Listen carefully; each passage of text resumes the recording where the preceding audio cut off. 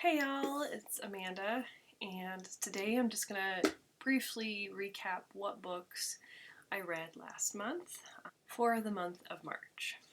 Now, I didn't read a lot, it was 2 books again. I'm starting to hit a pattern. Looks like I read about 2 books a month, so we'll see if I can read more. Probably will be less at some point once I finally delve into some more chunky books. But first book I read was The Absolutely True Diary of a Part-Time Indian by Sherman Alexie. So when it says Indian, they're talking about Native American. Just to clarify, I will probably use the term Indian since that's the term that's used in the book. Figure might as well be consistent, right? Um, so this one is about a young gentleman named Arnold, but everyone calls him Junior. And he makes the decision to go and, instead of going to school on the reservation that he lives on, he wants to go to school at one of the neighboring white high schools instead, thinking that it'll give him bigger opportunities in life.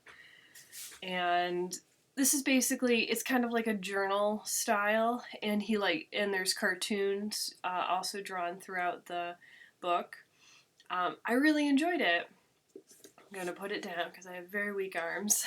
So yeah, I really enjoyed this one. It's Arnold is very funny, and what I like about him is he's very self-deprecating, but not in a oh woe is me, pity me kind of a way. He's very charming, despite the fact that he's also makes fun of himself a lot. Like I could see it being annoying to some people, but honestly, like I said, I thought he was kind of endearing instead. I really enjoyed the general tone of the book. Um, as a heads up for some people, there is some heavier stuff that happens in the second half of the book. I'm not going to spoil it, obviously, but just a heads up because for me, in my personal situation, it hit me harder than I expected, and it was a little bit of a surprise once I got into it. I mean, it's my own fault for not doing more research on the book ahead of time before I read it. I've had this forever, and I was like, I'm going to read it. But honestly, all in all, I really enjoyed this book. I thought it was really good.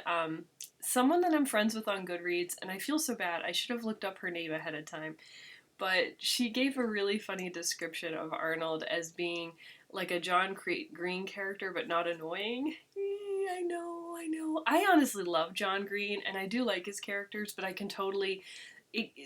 I think that description gives you a picture, even if it's a little harsh.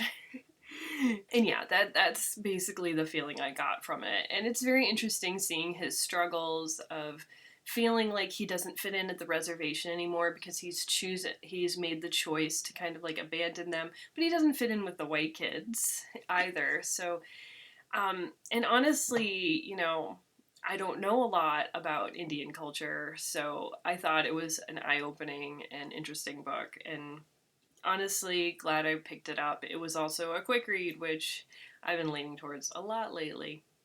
The other book I read was on my Kindle. I read, really big surprise, It's in His Kiss by Julia Quinn, which is the 7th book in the Bridgerton series. I only have one more now, folks. Just one more Bridgerton book. So this book's, it centers around Hyacinth.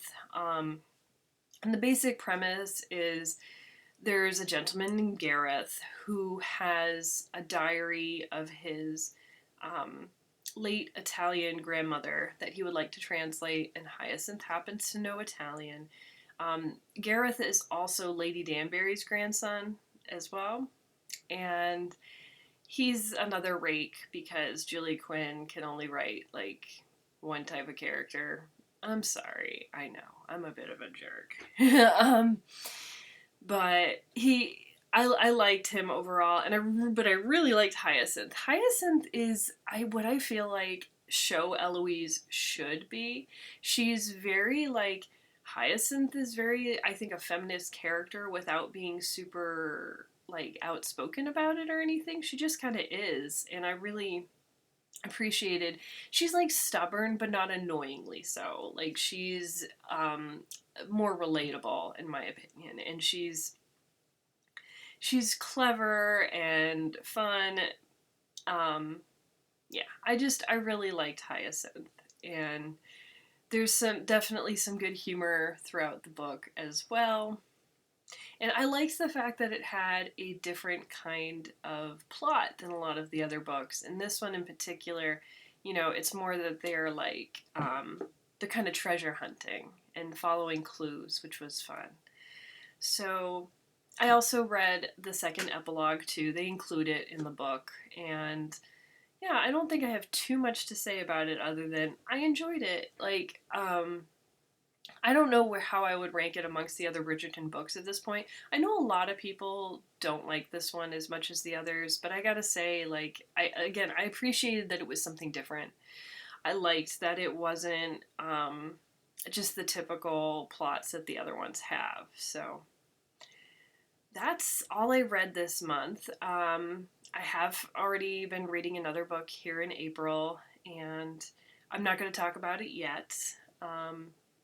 And I do hope that after I finish the book that I'm reading now, I'm going to go ahead and read on my way on the way to the wedding, and just finish out the Bridgerton series finally, which is going to be like, what am I going to do with my life? Read other romance novels, finally. It'll be nice. I'm honestly looking forward to it.